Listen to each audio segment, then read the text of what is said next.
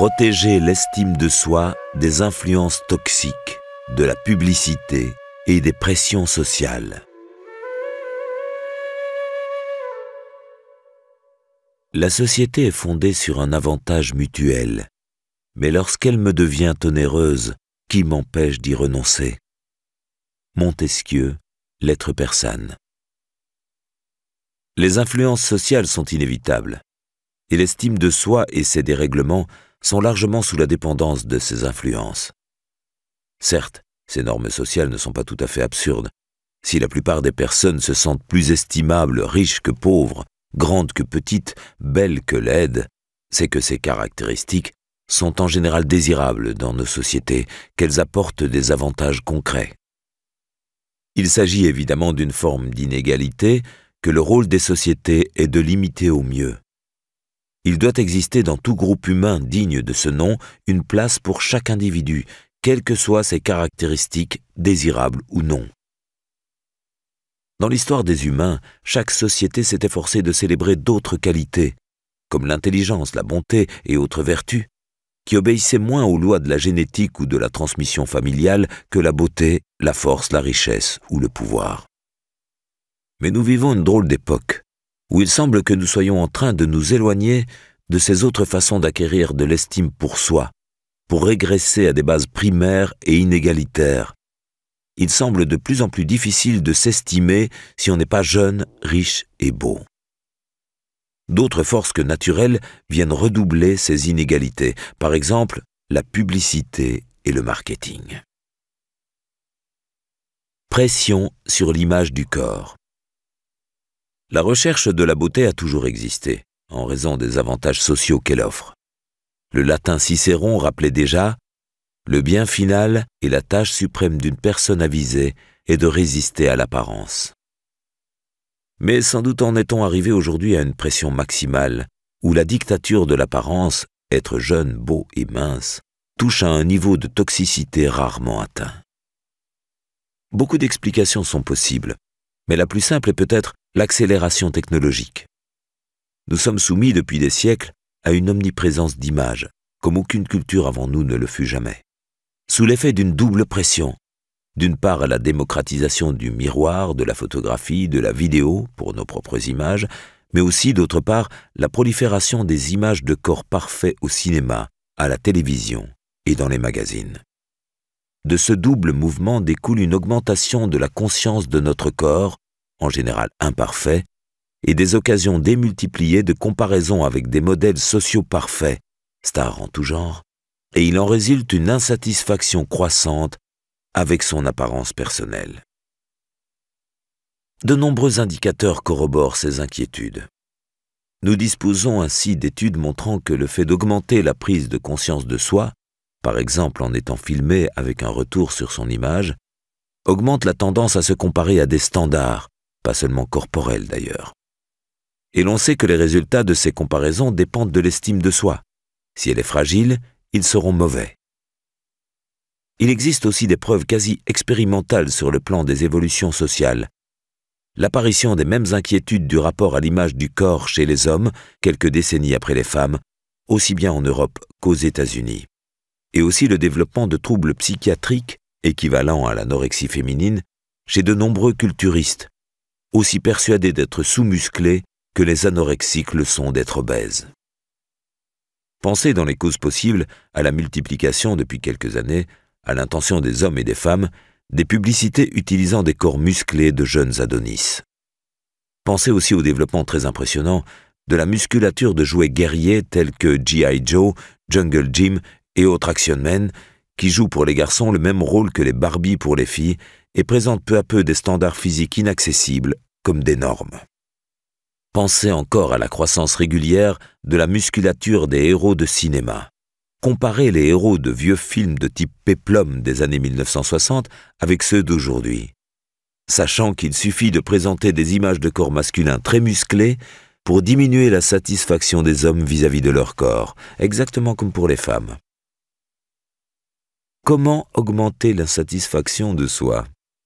Exposez-vous le plus souvent possible aux images vendues par notre société. N'y réfléchissez pas de manière trop critique. Ruminez simplement sur vos petits seins ou vos pectoraux ridicules. Demandez-vous de manière obsédante comment vous rapprocher des modèles idéaux dans lesquels vous baignez. Consacrez à l'embellissement de votre corps une partie importante de vos énergies et de vos revenus. Ne fréquentez que des personnes partageant les mêmes préoccupations et ne lisez qu'une presse obsédée par les corps trafiqués des stars. Voilà comment nous pouvons nous gâcher la vie. C'est si facile. Pression sur la réussite et le conformisme social.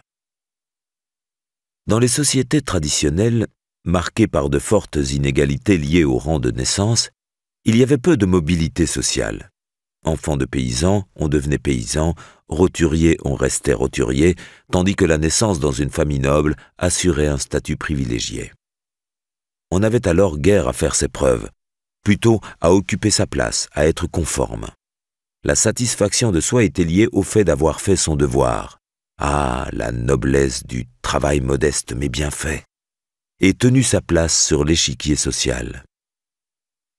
Pour ceux qui n'avaient pas eu de chance au départ, et qui étaient nés pauvres et opprimés, le christianisme rappelait que les gagnants du jeu social perdaient leur place dans l'au-delà et que les derniers seraient là-bas les premiers.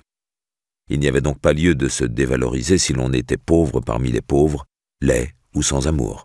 Tout cela pourrait nous être donné plus tard, et ne signifiait pas un manque de valeur personnelle. Notons que cela bénéficiait à tous. Les riches, qui pouvaient y voir un argument pour expliquer aux pauvres qu'ils devaient rester pauvres, et les pauvres, qui, bien que pauvres, pouvaient ne pas se sentir inférieurs sur le plan de l'estime de soi. Avec les grandes révolutions politiques et intellectuelles nées au XVIIe siècle, les sociétés traditionnelles reculent au profit de sociétés plus mobiles, où il est possible de changer de place.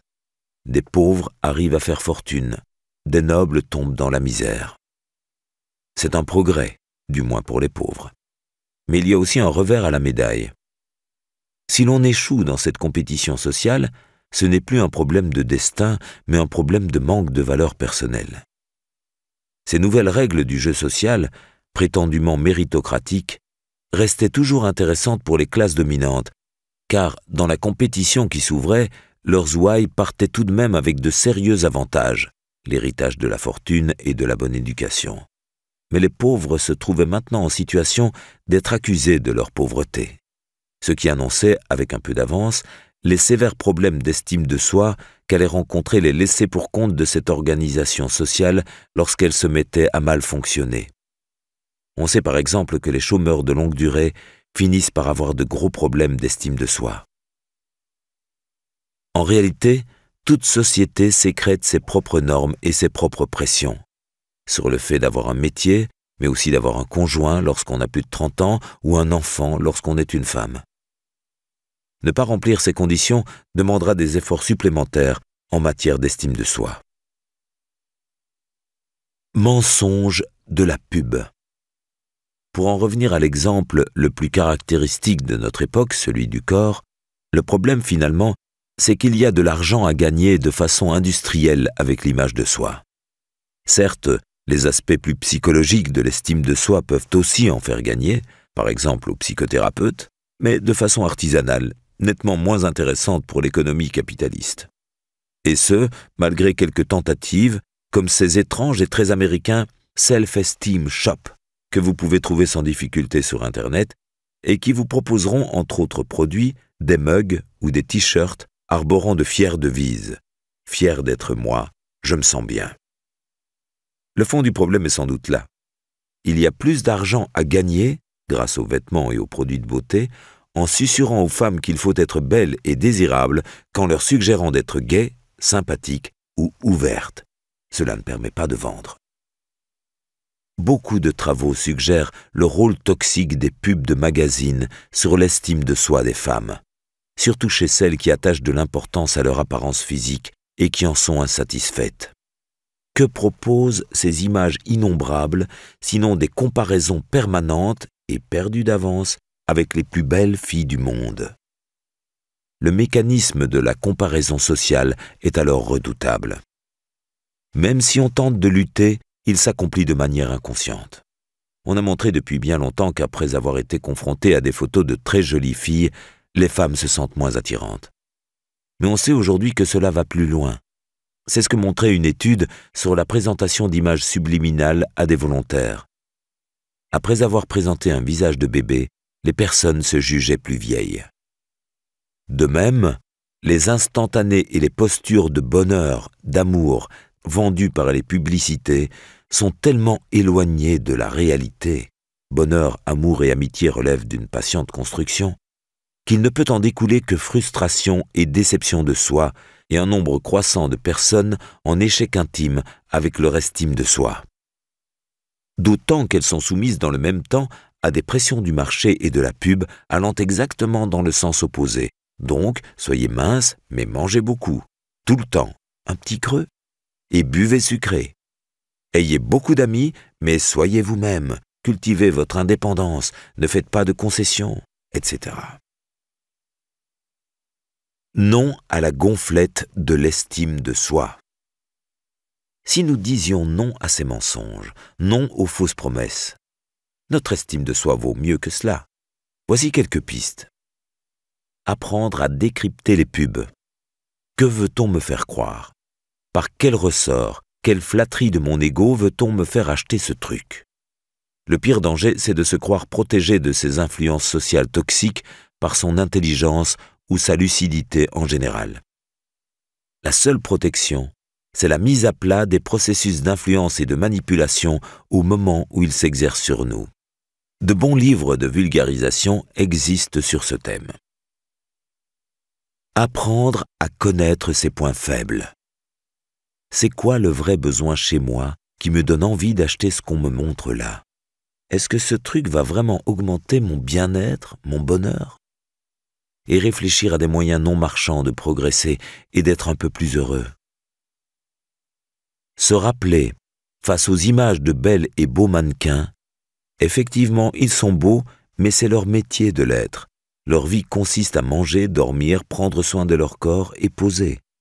Les photos sont longuement retouchées, l'illusion de naturel qu'elles donnent est totalement fausse.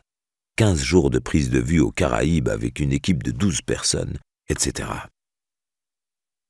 Pensez à l'avenir et apprendre très tôt aux enfants à critiquer les pubs. Serons-nous, face à ces manœuvres sur l'estime de soi du citoyen moderne, de plus en plus crétins ou de plus en plus malins? On peut observer ça et là des premiers signes du développement des capacités de lutte, comme semblent en acquérir peu à peu les nouvelles générations, plus critiques envers la pub que leurs aînés. Mais ce n'est pas si simple, car le discours critique des adolescents envers la pub peut être compatible avec des comportements de soumission aux pressions sociales. Par exemple, leur obsession des marques. Les conséquences des pressions sociales sur l'estime de soi. Faut-il préciser que ce pilonnage permanent, comme une pollution dont on ne s'aperçoit pas, porte ses fruits et façonne nos attentes en ce qui concerne l'estime de soi. Comme toujours en matière d'agression sociale, ce sont les plus faibles qui trinquent, les plus pauvres, ceux des citoyens qui ne disposent pas de contre-modèles fiables en matière d'estime de soi. Contre-modèles qui montreraient, par exemple, qu'on peut être quelqu'un de bien sans porter de vêtements griffés ou rouler en grosse voiture. Notre société, influencée par ces messages, fabrique ainsi des estimes de soi hautes mais fragiles, instables, dépendantes, conditionnelles. Je suis estimable si. Inadaptées aux vrais combats de la vie, qui sont ceux du bonheur et du sens donné à notre existence. Vous êtes formidables, nous répète-t-on. Pourquoi tout le monde, politique, médias, pub, veut-il à ce point nous persuader que nous sommes formidables? Ces estimes de soi aux hormones, factices, sont hautes mais gémissantes, je n'ai pas ce que je mérite, ou revendicantes, cela ne va pas se passer comme ça. Tout sauf épanoui. Sur la durée, le combat consistera à internaliser les sources de l'estime de soi. Comment ne pas la faire seulement ou principalement dépendre d'objectifs dictés par d'autres que nous? Moins s'énerver, ou moins fort, ou moins souvent. Davantage écouter les autres. Travailler plus efficacement. Progresser dans sa pratique de la musique, d'un sport, d'un art.